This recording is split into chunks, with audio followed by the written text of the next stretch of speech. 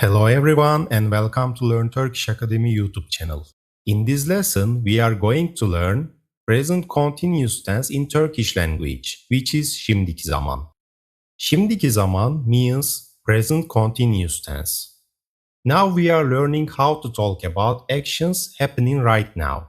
In Turkish, the absolute symbol of the present tense is suffix yor. Think of it as the Turkish version of ing. Ben okuyorum. I'm reading. Sen okuyorsun. You are reading. O okuyor. He is reading. Biz okuyoruz.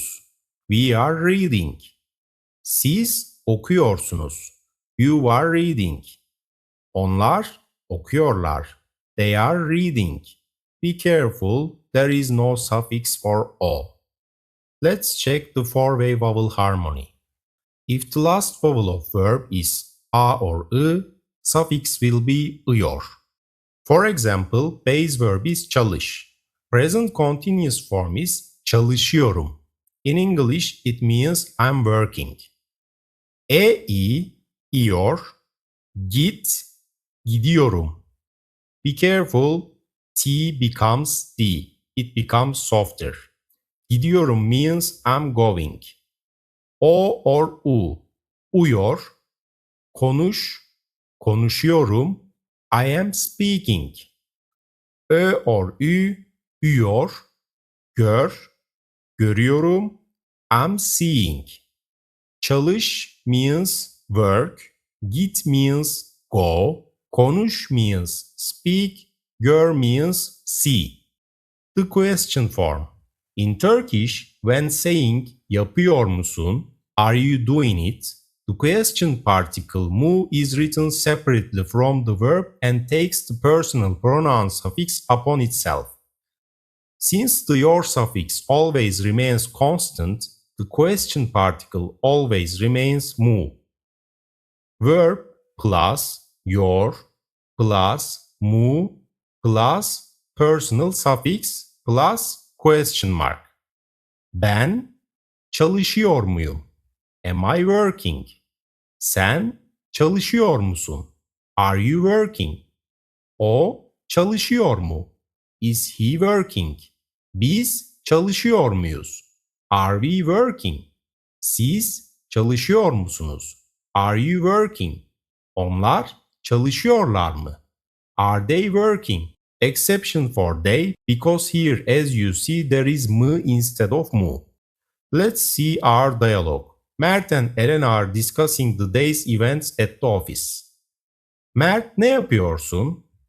Ben bugün çok yoğunum Elena. Yeni proje üzerinde çalışıyorum. Sen ne yapıyorsun? Ben kahve içiyorum ve e-postaları kontrol ediyorum. Müdür bey ofiste mi? Sunum yapıyor mu? Hayır, o şu an toplantı odasında konuşuyor. Mert, what are you doing? I'm very busy today, Elena. I'm working on a new project. What are you doing? I'm drinking coffee and checking emails. Is the manager in the office? Is he giving a presentation? No, he is in the meeting room talking right now. Consonant softening in verbs. Git becomes gidiyorum.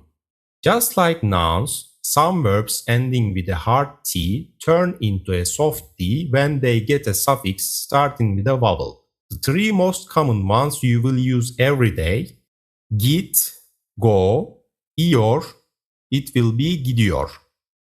Et, to do or help, iyor, ediyor. Tat, to taste, iyor, tadıyor. The vowel drop rule, oyna, oynuyor.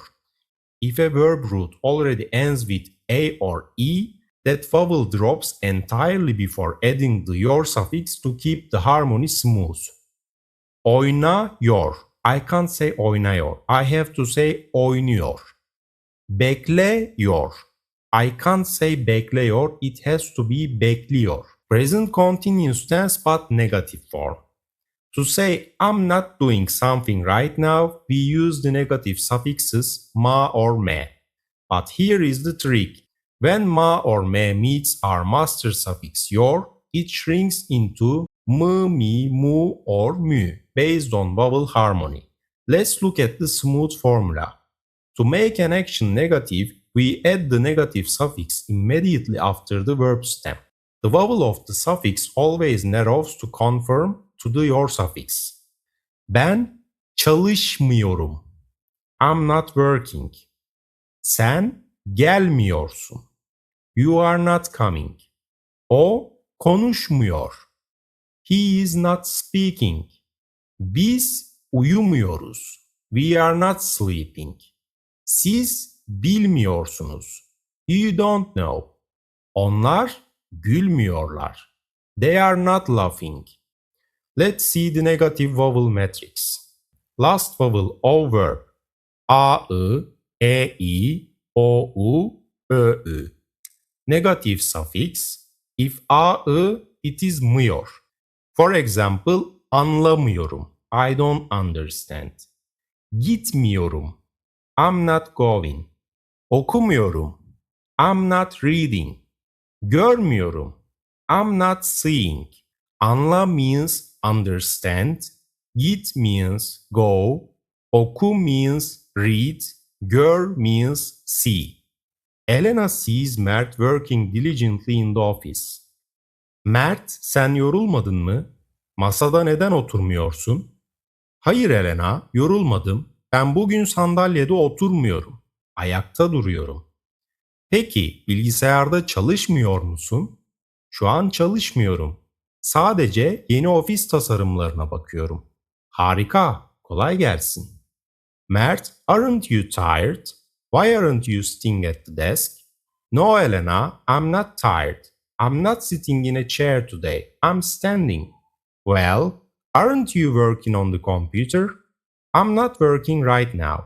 I'm just looking at new office designs. Great, good luck. The ultimate trap. Değil versus miyor. With nouns, use değil. O öğretmen değil. He is not a teacher. You can't say o öğretmenmiyor because öğretmen is not a verb. It is a noun. With verbs, use mıyor, miyor. O gelmiyor. He is not coming. You shouldn't say o geliyor değil. It doesn't sound correct in Turkish language. Be careful. See you in the next lesson.